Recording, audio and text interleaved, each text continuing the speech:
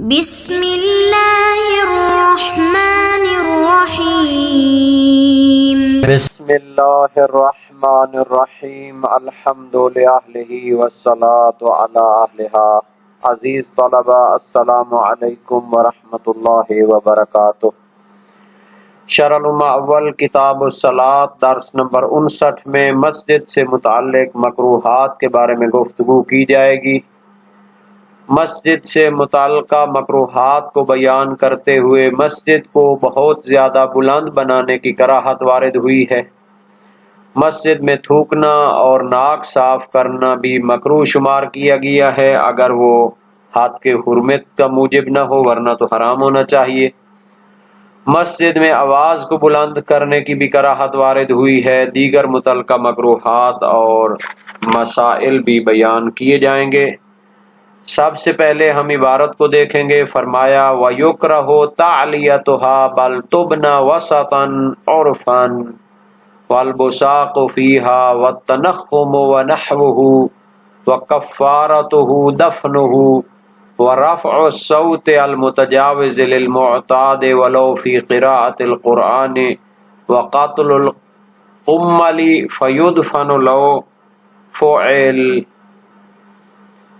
فرماتے ہیں مکروہ ہے مسجد کو بلند بنانا، بلکہ اسے بنایا جائے وسطاً عرفاً، عرف کے لحاظ سے، معاشرتی لحاظ سے درمیانے سائز کی مسجد بنانی چاہیے، بہت زیادہ بلند نہیں ہونی چاہیے، مکروہ ہے۔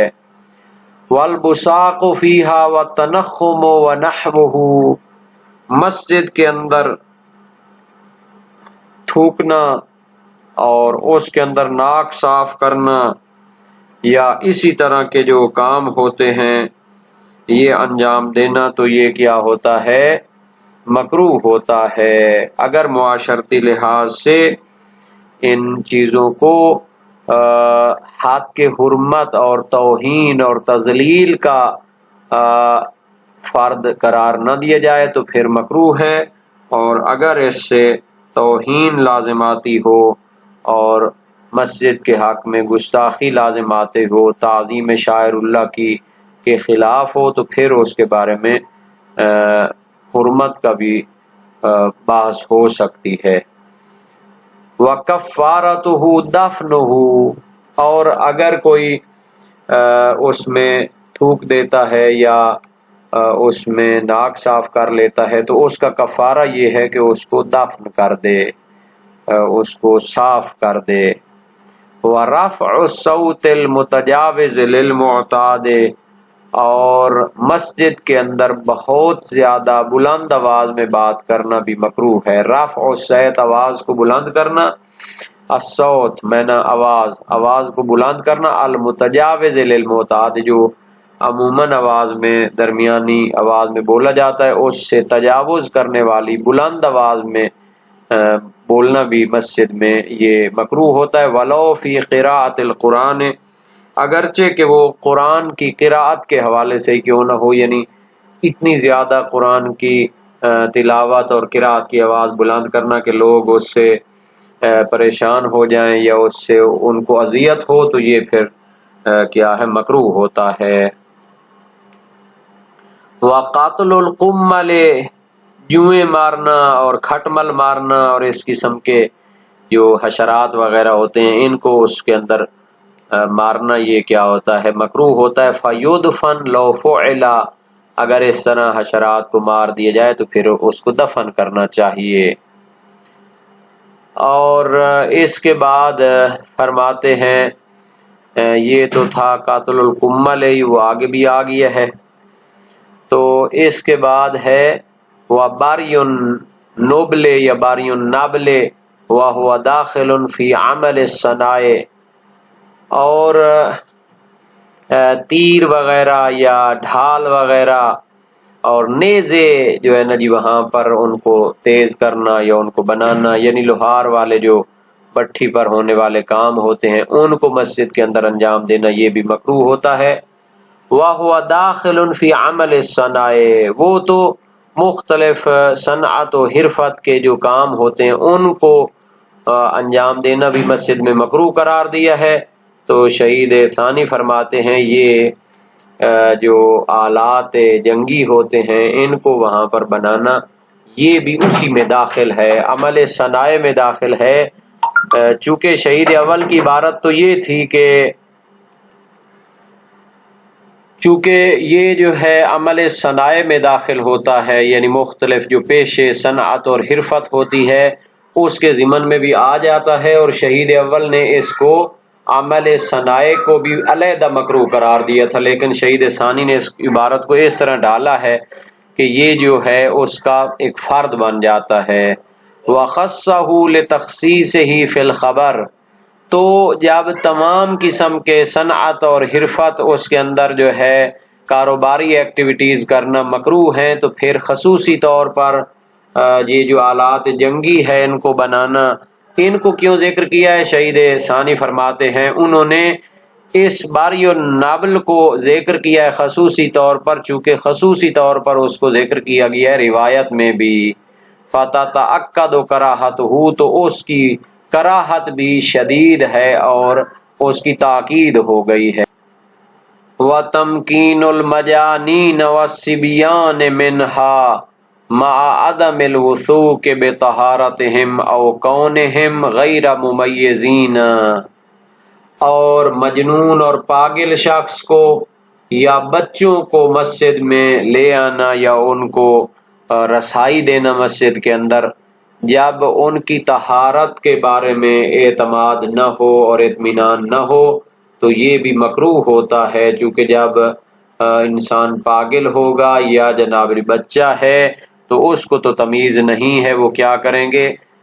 مسجد کے اندر نجاست پھیلا دیں گے۔ اگر ان کی طہارت کے حوالے سے جو ہے ان کو اطمینان نہ ہو تو پھر ان کو نہیں لانا چاہیے۔ مثلا آج کل کے دور کے حوالے سے اگر بچے نے پیمپر نہیں پہنا ہوا یا اس نے نجاست کو کنٹرول کرنے کا ابھی تک تجربہ نہیں کیا تو پھر اس کو مسجد کے اندر نہیں لانا چاہیے، کیونکہ مسجد کو نجس کرنا حرام ہے، چاہے بڑا کوئی کرے یا چھوٹا کرے۔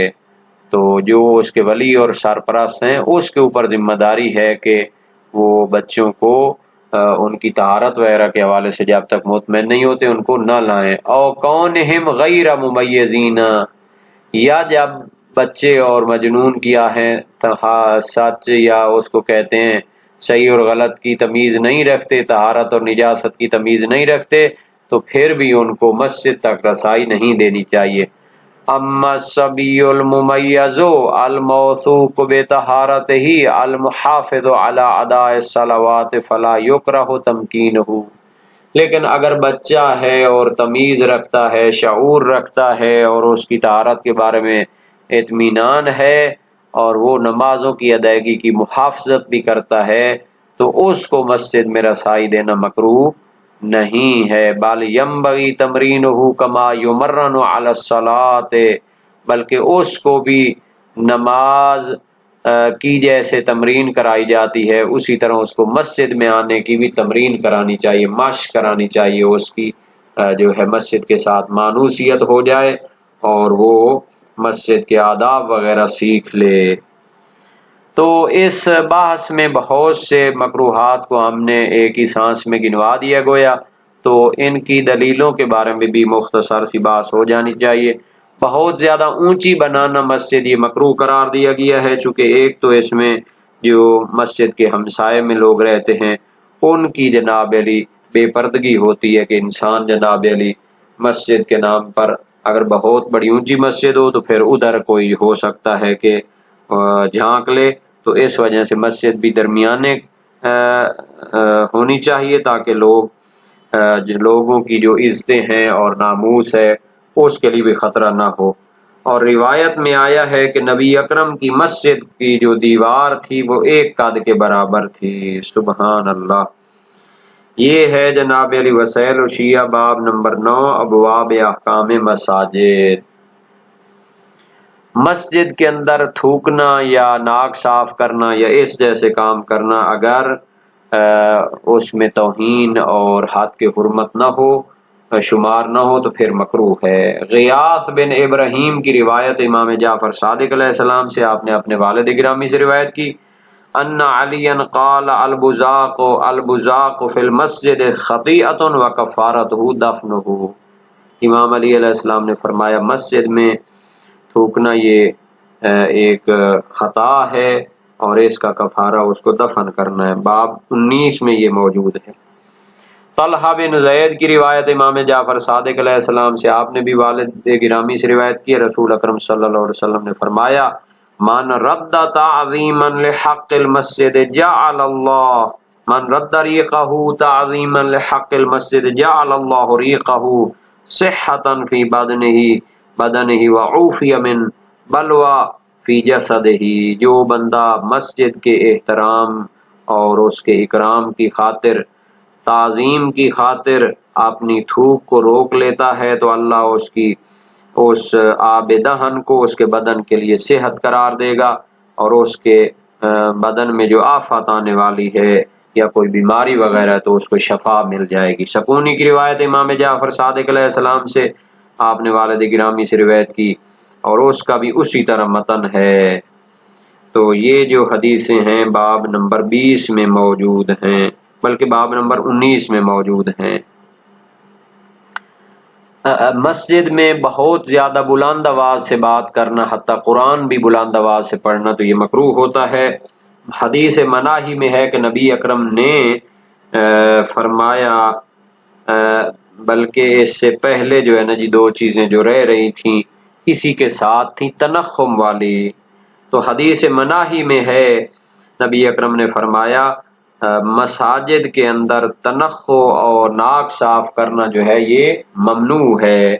ابن عسل کی مرفوع روایت ہے انما جعل الحصا فی المسجد للنخامۃ، مسجدوں میں جو کنکریاں وغیرہ رکھتے تھے تو اسی وجہ سے کچا جو فرش ہوتا تھا اسی لیے ہوتا تھا تاکہ لوگ جو ہے مثلا اس میں اپنا ناک وغیرہ صاف کر سکیں۔ تو بہرحال یہ اس دور کی ثقافت تھی۔ اب تو جس طرح مسجدیں بنائی جاتی ہیں تو اس میں اس طرح کی ایکٹیویٹی کرنا بہت ہی معیوب سمجھا جاتا ہے، اور اگر انسان حد کے حرمت کے نیت سے ایسا کرے تو پھر وہ شدید مذموم کام ہوگا۔ اچھا، آواز کی بلندی کے حوالے سے جو ہے مرسلہ روایت ہے ابن اسبات کی امام صادق علیہ السلام سے، جنبوا مساجدکم البیع والشراء والمجانین والصبیان والاحکام والضالۃ والحدود ورفع الصوت، اپنی مساجد کو خرید و فروخت اور اسی طرح مجنونوں، بچوں اور احکام جاری کرنے اور گمشدہ چیزوں کے اعلان کرنے اور حدود جاری کرنے اور آواز بلند کرنے سے بچاؤ۔ باب نمبر 27 میں یہ موجود ہے، ابواب احکام مساجد میں۔ ابو ذر غفاری کی روایت ہے امام نبی اکرم صلی اللہ علیہ وسلم سے، یا ابا ذر من اجاب داعی اللہ واحسن عمارت مساجد اللہ کان ثوابہ من الجنہ، فقلت کیف یعمر مساجد اللہ، قال لا ترفعوا فیہا الاصوات ولا یخاض فیہا بالباطل ولا یشتری فیہا ولا یباع واترک اللغو ما دمت فیہا فإن لم تفعل فلا تلومن یوم القیامت الا نفسک۔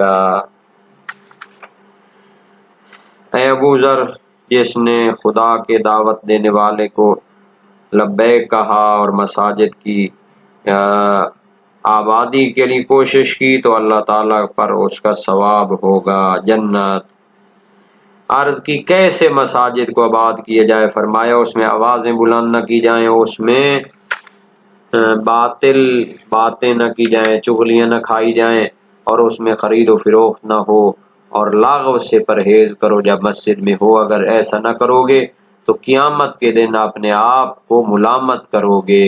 مرفوع محمد بن احمد میں ہے رفع الصوت فی المساجد یکرہ، مساجد میں آواز بلند کرنا مکروہ ہے۔ باب نمبر 27 میں یہ حدیث موجود ہیں، ابواب احکام مساجد میں۔ قاتل القمل کے بارے میں یہ کامل لکھا ہوا ہے، اصل میں لفظ کمل ہوتا ہے۔ تو یہ جو قاتل قمل ہے، یعنی یہ جونک کہتے ہیں یا جوں کہتے ہیں، اس طرح کے جو حشرات ہوتے ہیں۔ تو بعض نے کہا ہے کہ انہیں اس کی کوئی روایت نہیں ملی۔ شہید ثانی نے روض الجنان شرح ارشاد الاذہان میں فرمایا، ذکر شیعہ میں شہید اول نے اسے جماعت کی طرف نسبت دی ہے، جماعت فقہا کی طرف، کیونکہ یہ اس میں ایسی جو ہے نا جی کیا ہے گندگی پائی جاتی ہے جس سے نفس پرہیز کرتا ہے، اور اس کو دفن کر دیا جائے اگر ایسا کیا جائے تو۔ اور صحیح ابن مسلم میں ہے امام باقر علیہ السلام نے کانا ابو جعفر علیہ السلام اذا واجد قملتن فی المسجد دفنا فی الحصا، جب امام علیہ السلام امام باقر علیہ السلام مسجد میں کوئی حشرات وغیرہ دیکھتے تھے جو مرا ہوا ہوتا تو اسے کنکریوں میں دفن کر دیتے تھے۔ باب نمبر 20 میں یہ روایت موجود ہے۔ اور مسجد کے اندر پیشے اور کسب و کار کی ایکٹیویٹیز کرنا تو مکروہ ہے ہی، آلات جنگی کو بھی تراشنا مکروہ ہے۔ تو اس کی وجہ کیا ہے جناب علی؟ روایت ہے محمد بن مسلم کی امام باقر و امام صادق علیہ السلام میں سے ایک سے، رسول اکرم نے مسجد میں تلوار سوتنے سے منع کیا ہے اور مسجد میں تیر کو جو ہے نا بنانے سے منع کیا ہے۔ انما بونی لغیر ذالک، مسجد تو عبادت کے لیے، وہ جنگ و جدال یا کیا کمائی کی جگہ نہیں ہے۔ اور اسی طرح جو ہے عمل صنائع بھی مکروہ ہیں، چونکہ محمد ابن مسلم کی روایت میں علت بیان ہوئی ہے کہ مسجد ایسے کاموں کے لیے نہیں ہے، مسجد تو کیا ہے وہ اس کے لیے ہے عبادت کے لیے ہے۔ یہ سب اس وقت ہے کہ جب مسجد میں گڑھا نہ کھودنا لازم آئے اور اس سے مسجد کی تعطیل لازم نہ آئے، وَإِلَّا تو حرام ہوگا یہ کام کرنا۔